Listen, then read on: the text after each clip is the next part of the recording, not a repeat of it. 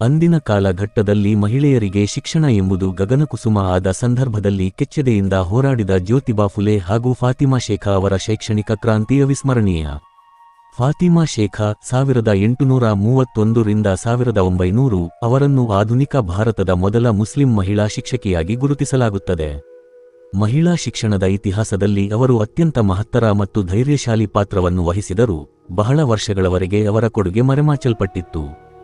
ಸಮಾಜದ ಧಾರ್ಮಿಕ ಮತ್ತು ಸಾಂಸ್ಕೃತಿಕ ಭೇದಗಳನ್ನು ಮೀರಿ ಹಿಂದುಳಿದ ವರ್ಗದ ಜನರಿಗೆ ಹಾಗೂ ಹೆಣ್ಣುಮಕ್ಕಳಿಗೆ ಶಿಕ್ಷಣ ನೀಡುವ ಅಪಾರ ಸೇವೆಯನ್ನು ಅವರು ಸಲ್ಲಿಸಿದ್ದಾರೆ. ಫಾತಿಮಾ ಶೇಖಾ ಪುಣೆಯಲ್ಲಿರುವ ಸಮಾಜ ಸೇವಕರಾದ ಜ್ಯೋತಿರಾವ್ ಫುಲೆ ಮತ್ತು ಸಾವಿತ್ರಿಬಾಯಿ ಫುಲೆ ಅವರ ಸಮೀಪದ ಪರಿಚಿತರಾಗಿದ್ದರು.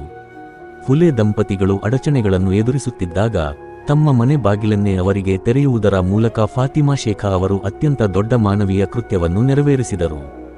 ಸಾವಿತ್ರಿಬಾಯಿ ಫುಲೆ ಅವರನ್ನು ತಮ್ಮ ಮನೆಯಲ್ಲೇ ಆಶ್ರಯಿಸಿ ಸಮಾಜದಿಂದ ಬಂದ ವಿರೋಧಕ್ಕೆ ಎದುರಾಗಿ ಇಬ್ಬರೂ ಸೇರಿ ಬಡ ವರ್ಗದ ಮಕ್ಕಳಿಗೆ ಶಿಕ್ಷಣ ನೀಡುವ ಕಾರ್ಯಕ್ಕೆ ಮುಂದಾದರು.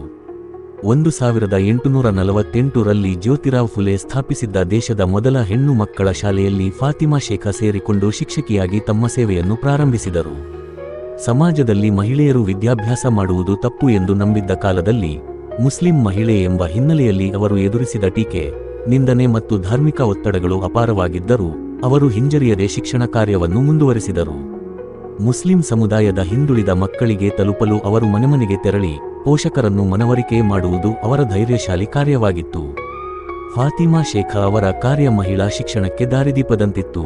ಅವರು ಕೇವಲ ಶಿಕ್ಷಕಿಯಲ್ಲ, ಸಮಾನತೆ ಮತ್ತು ಮಾನವ ಹಕ್ಕುಗಳ ಹೋರಾಟಗಾರ್ತಿಯೂ ಆಗಿದ್ದರು.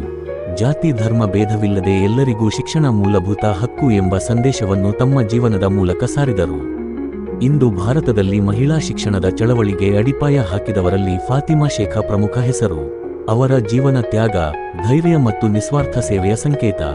100ಕ್ಕೂ ಹೆಚ್ಚು ವರ್ಷಗಳ ಹಿಂದೆ ಅವರು ಮಾಡಿದ ಕೆಲಸ ಇಂದಿಗೂ ಮಹಿಳಾ ಸಬಲೀಕರಣದ ಮಾರ್ಗದಲ್ಲಿ ಪ್ರೇರಣೆಯಾಗಿಯೇ ಉಳಿದಿದೆ. ವಿಡಿಯೋ ವೀಕ್ಷಿಸಿದ ತಮಗೆ ಅಭಿನಂದನೆಗಳು.